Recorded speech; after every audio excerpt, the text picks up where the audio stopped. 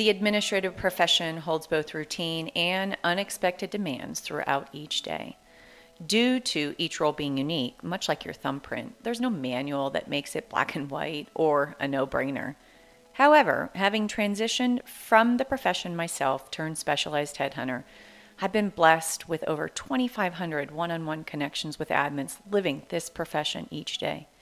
They've shared with me remedies, ideas, and hilarious moments which could help others transition from, and I air quote, the word island, in which we feel and see ourselves living, to a place of community. Each PS episode, of which I'll let you know, PS stands for permission slip, not postscript. These episodes will deliver thought-provoking moments to help you navigate your admin world. Let's get to today's topic. Hello, everyone, and welcome to a PS episode, which is going to be special. Truth be told, I'm recording this on Thursday, I don't even know what day it is. I know it's Thursday, April 23rd, late in the evening. The family's winding down, and I've just been compiling notes of the last 5 weeks, being here in what's either still the beginning, somewhat of the beginning of the middle of this coronavirus, COVID-19. And wow, impressive. That's kind of really the only word I can share. I've been telling people as I've been coordinating calls and just really investing in social capital and consulting with executive assistants and leaders here in the Denver community. I'm on a train that doesn't have a stop anytime soon, and it doesn't have a cable line to pull down to ask the conductor to please stop and let me get off. And it's been a journey that's got mixed emotions.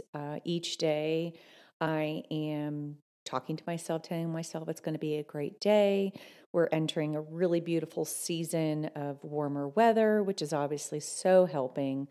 And we're all in this together. So I've got a variety of things I want to discuss, and I want to bring oxygen to this time together. I want to give oxygen into everyone that's listening, everyone that's showing up for just something. And I believe this episode is going to have a variety of things for you to ponder, for you to deploy, and to give you energy, which is something I'm always very excited about to do for spending time with someone. So I'm going to start with you guys. I'm going to start with the assistants. I'm going to say it's very hard right now for so many of you to experience a sense of accomplishment. I hear you. I get it. You're not doing excessive amount of calendaring.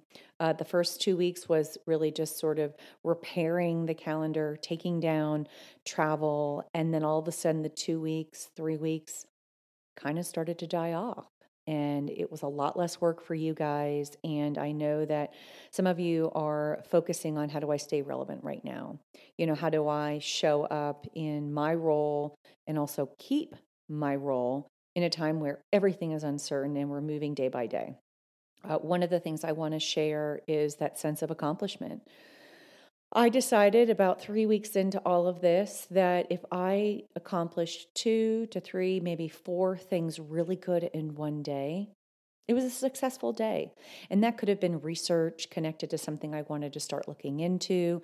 I have a lot of things that fall on my calendar, a lot of initiatives, things that fell to the bottom of my to-do list because there wasn't a lot of time, as well as focus was just different.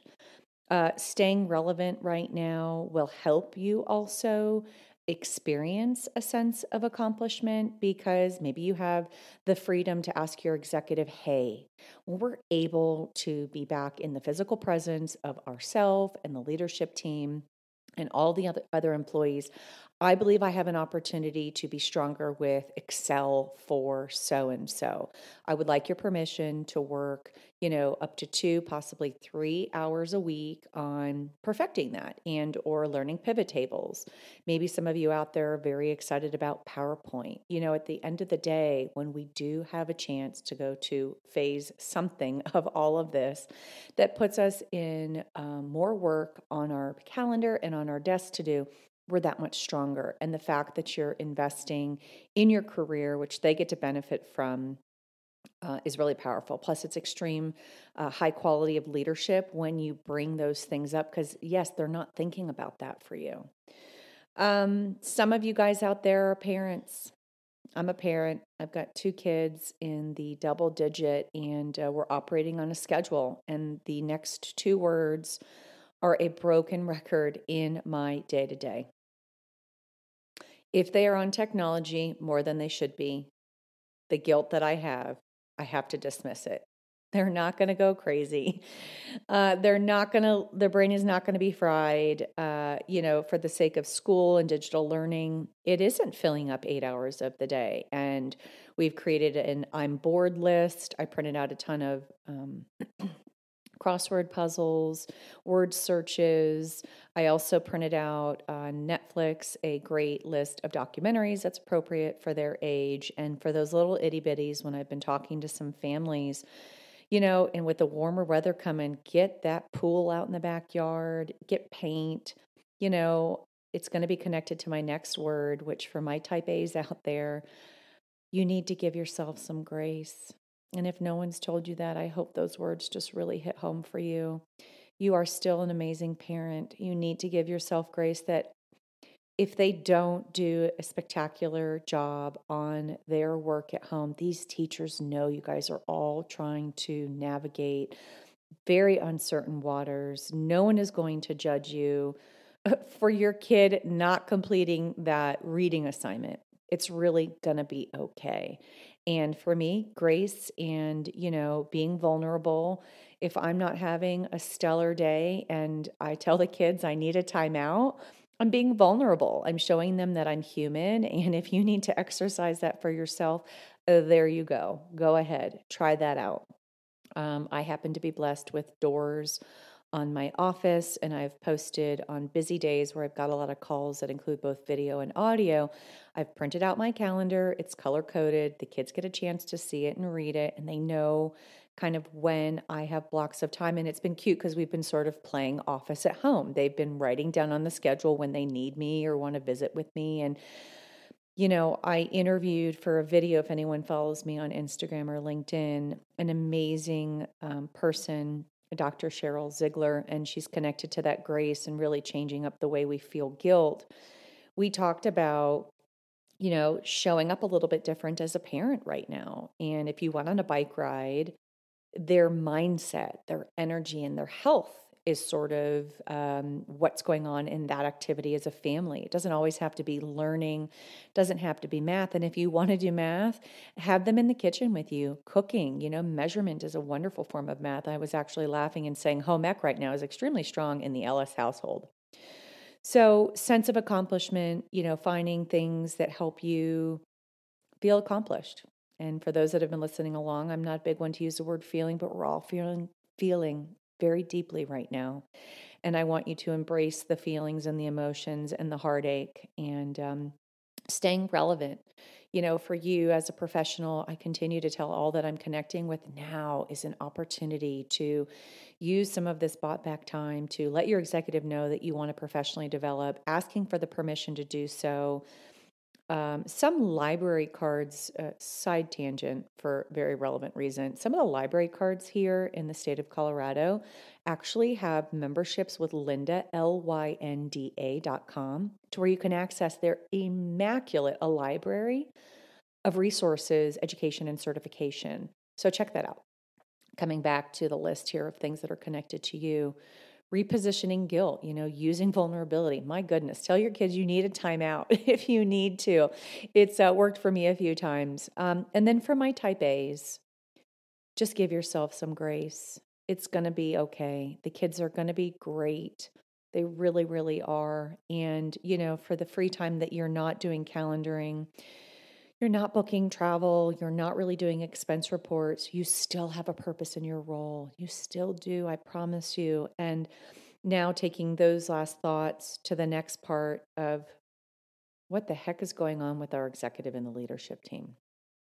And it's been really powerful in talking to executive clients, and checking in on them and asking what their pain points are and asking them where, they're not showing up as the leader they hoped they could be during a time like now. And we've drilled it down to, which was a revelation for me during a call.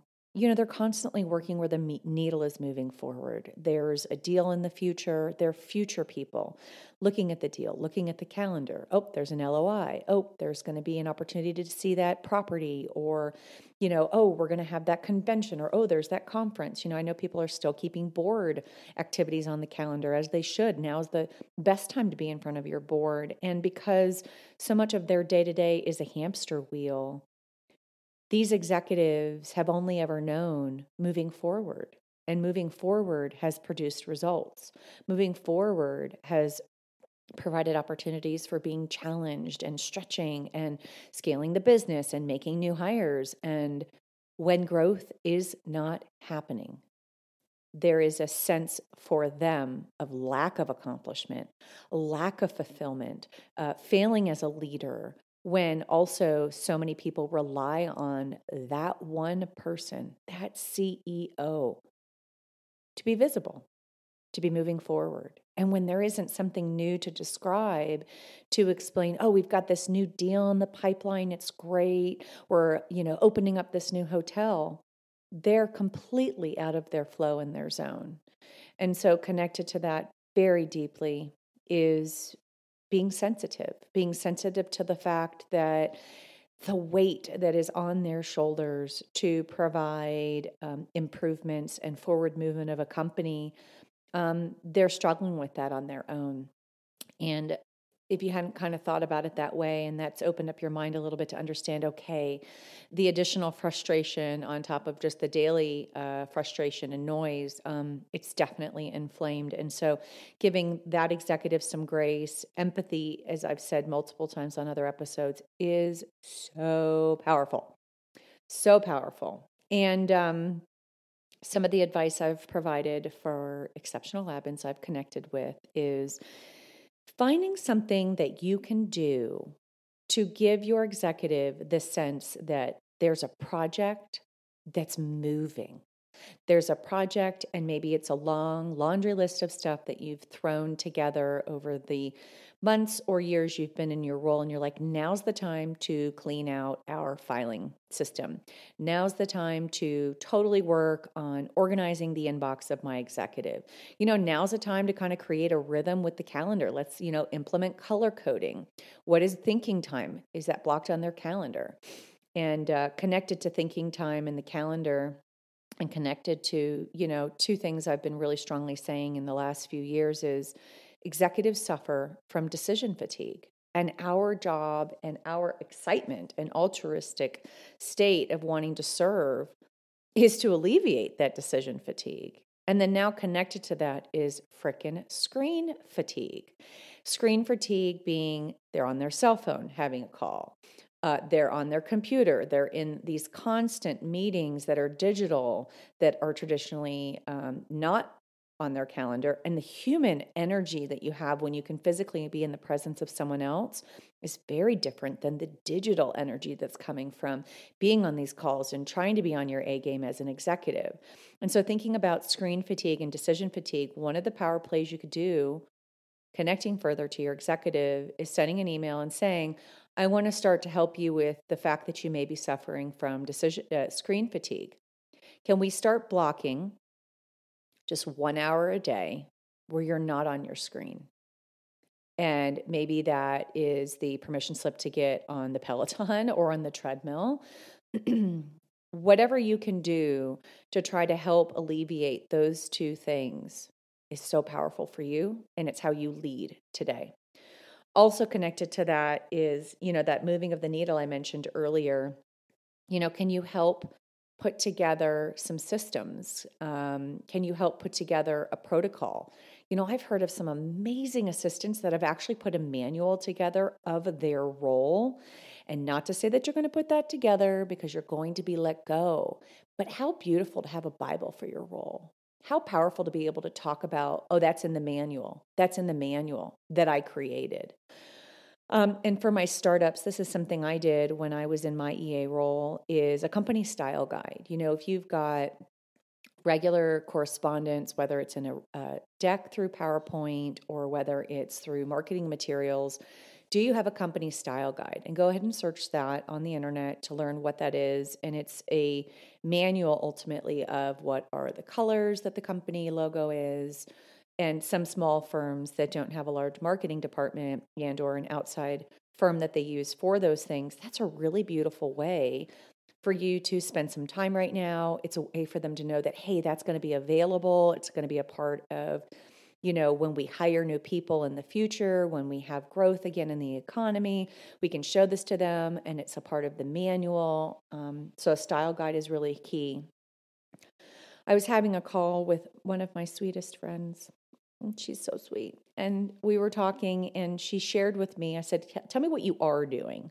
It's really important that I learn first what they're doing. It helps me really curate the way that we spend time together, never from saying, this is absolutely what you need to do, which I may be found saying every 50th call, but I want to know what they're doing already, which helps me understand where they have hit a roadblock in the depth of thinking. It doesn't mean that they're not intelligent enough, and it doesn't mean that they're not creative enough, but you guys are also alone, which is such a huge reason why I'm doing this podcast, is just kind of bring all these interactions to a digital platform for you guys to all kind of sit back, remember you're not alone, remember that there's ideas out there, and I'm bringing them here. One of the things that she said, which I loved, but I challenged her, I'm telling everyone, tell me where I can help you. I said, that's great. Unfortunately, connected to decision fatigue, they cannot stop and think, okay, she can help me. Let me hand off X. That's especially hard if she's connecting to other teams that don't get regular access to her when they are pre-COVID. So one of the things I've said is changing up your narrative just a little bit. When you're interacting with someone and or putting maybe a group email together or a single email, and it's beautifully put together and it specifies, these are some strengths I have right now that I'm not leveraging. I can be available to you to take over. 1, being research. 2, working with someone on maybe creating Excel spreadsheets. Maybe they want you to, take care of some culture opportunities. I just had an amazing episode released called Culture Queen, my girl Danielle. We had a great time recording that. She's got some interesting ideas. I've been working with a nonprofit in Denver called Wish for Wheels, and we're just trying to get creative. The work that they do requires team efforts coming together in a group setting, and right now we aren't allowed to do that. So trying to figure out a way, and for the sake of a really cool thing I've heard from some of the executives out there, is they're creating on their own time on Sundays a video. And every Monday, this video is of the CEO. It's sent out to the entire company wide, and it's a video from him or her. And this video talks about what he's doing or she's doing, what this executive is, working on. Transparency is key. If your executive isn't doing something like that and you think they would be comfortable creating a 2-minute on their phone, simple video, you can maybe take over getting that video from them, loading it up into the cloud, figuring out how to use any video creating platform like Canva, Canva, and putting something together. Right now, the biggest thing for leaders to do is to remember that we are all missing a piece of happiness. And from studies and things that have connected to that really beautiful word happiness, is happiness brings about pleasure, passion, and purpose. And right now, pleasure is super slim, if at all. Passion, I'm really passionate about my workout clothes, and I'm really passionate about my pajamas. And that's just not enough, right? It's just not enough. And purpose. I mean, every single one of us as executive assistants, me still through and through, I need to get up and get out of bed and know that I have purpose, that I am here to support things moving forward. And when those have been taken away from us, 25, 50, or even more percent, I heard from an executive this morning, her assistant is only supporting her 25%. So 75% is gone. They've transitioned her, fortunately, to just help other departments. That's hard for us. And I hear that. And I want you guys to say, yeah, what is my purpose right now during this time? What are my strengths? And letting your executive know that as a leader, they do have an opportunity to put energy into the human beings that get up every day and want pleasure, passion, and purpose.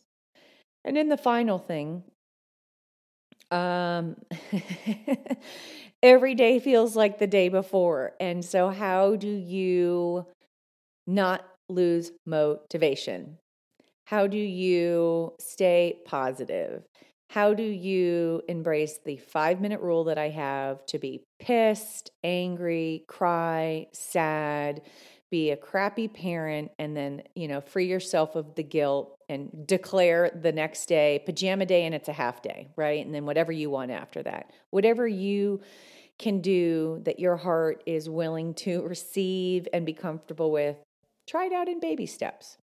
One rule for me is I've deemed Monday through Friday, I am absolutely in regular clothes. I haven't put jeans on last week. Regular clothes, they still fit, by the way, which is great. Regular clothes, and I'm in sneakers or real shoes Monday through Friday.